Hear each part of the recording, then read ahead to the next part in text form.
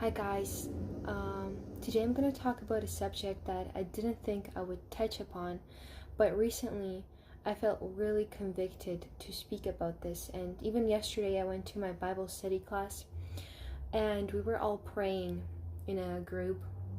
And I'm honestly not the type of person to start praying with other people out loud, but I just felt so called to speak on this that I couldn't keep quiet. And what I was praying about is all of the people who are going to be celebrating Halloween and all of the doors of evil that are going to open up this weekend of Halloween. And why is it so dangerous? Because this is one of the days of the year when people voluntarily invite evil spirits into themselves and into their houses, into their households, into their families. People decorate, every corners of the rooms with, evil signs, demonic imagery, death, all of these things that the enemy actually uses to desensitize us. Halloween is so popular because Satan was able to convince people to say that Halloween is harmless and that we can celebrate it just for fun.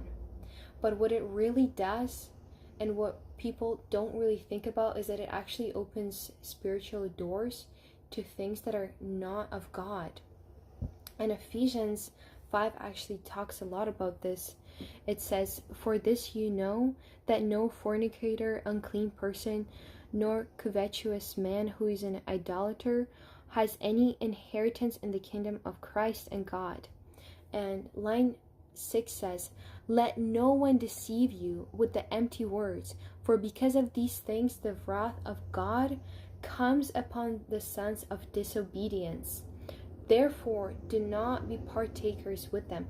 I feel like this line talks so perfectly about Halloween. So it tells us that any person who participate in unclean activities will not inherit kingdom, and that we shouldn't listen to what the world is telling us, because we must really judge what the world says is reasonable on the basis of what God says is true. Because the world can say a lot of things. The world can say that evil is good and good is evil, but we should really judge it on what God tells us.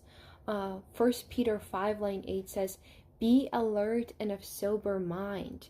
Your enemy, the devil, prowls around like a roaring lion looking to devour someone." So Satan is actually always looking for ways to deceive us, to make us think that we can do evil things and it's not going to harm us.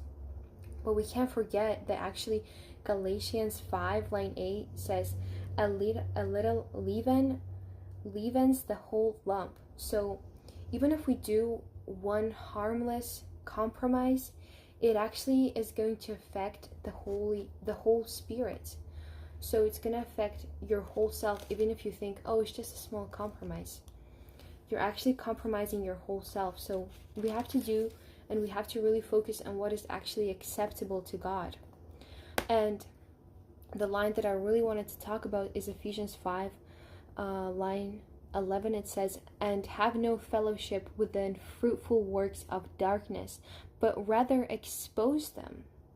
So not only should we not participate in evil works of darkness and the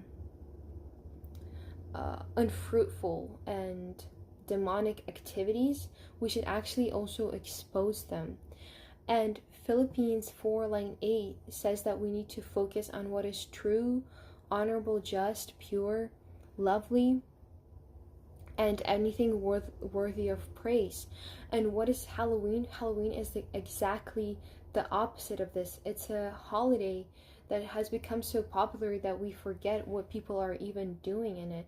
It's a pagan holiday that just glorifies evil left and right.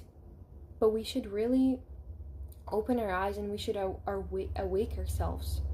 And it says actually in line 14, "Awake, you who sleep, arise from dead, and Christ will give you light.